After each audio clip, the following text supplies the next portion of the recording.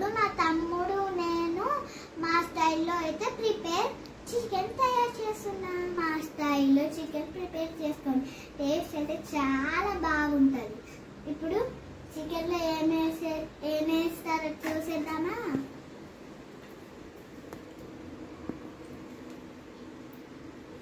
Mummy already చికెన్లో అన్ని కలిపేసి పెట్టేసింది. ఇప్పుడు మనమైతే చికెన్ తయారు చేసేద్దాం.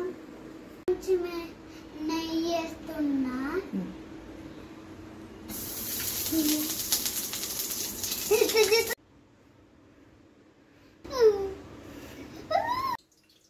ఇప్పుడైతే మా తమ్ముడు మిర్చి వేస్తున్నాడు. ముందు మిర్చి వేసుకున్న తర్వాత పుదీనా కొత్తిమీర వేసుకోండి. టేస్ట్ అయితే చాలా బాగుంటుంది. తమ్ముడైతే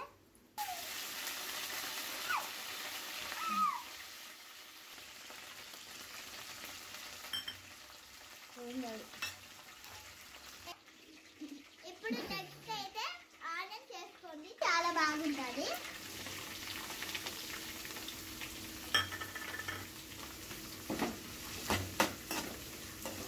కలుపుడైతే మంచిగా కలుపుతుంది.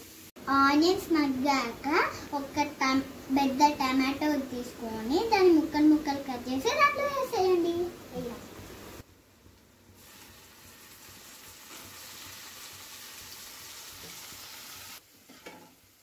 ఇప్పుడు నెక్స్ట్ అల్లం వేసేయండి.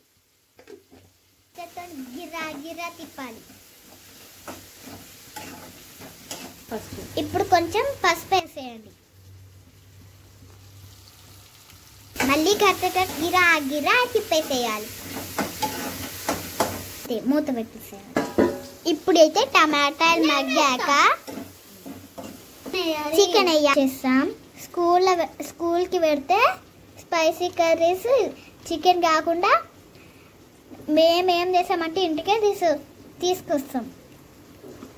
మరి ఇంటికాడ చికెన్ చేసామనుకో ఎంత కారం ఉన్నా దాన్ని ఇట్లా తీసుకొని లాగిస్తాం బాగా. ఇప్పుడైతే చికెన్ వేసేస్తున్నాం మేము.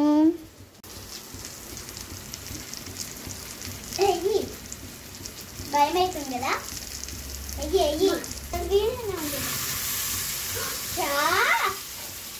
అసలు ఆ చికెన్ చూస్తుంటేనే నోట్లే ఇప్పుడే ఊరిలా. నా ఫేవరెట్ ఫుడ్ ఏదైనా ఉంది అంటే అది ఇందాక చికెన్ వేసుకున్నాం కదా, దానిలో వాటర్ పోసింది. ఆ తర్వాత ఫేవరెట్ చికెన్ కంటే ఫేవరెట్ ఫుడ్ నాకు ఏం లేదు. ఒక కన్నే వేస్తాడు మా తమ్ముడు ఉప్పు. ఉందనుకో ఇలా గుమగుమలాడే చికెన్ అయితే రెడీ అయిపోయింది. ఇంకా కొత్తిమీర వేసి దింపేయడమే. చికెన్ తినాలి అంతే. కలపాలి, మంచిగా కలపాలి నీట్గా. చెప్పడం అయితే మర్చిపోయాం. లాస్ట్లో కొంచెం ఇది వేయాలి.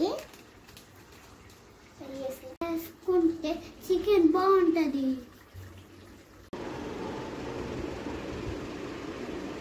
చికెన్ టేస్ట్ అయితే చాలా బాగుంది. మీరు కూడా మాలాగా ట్రై చేయండి.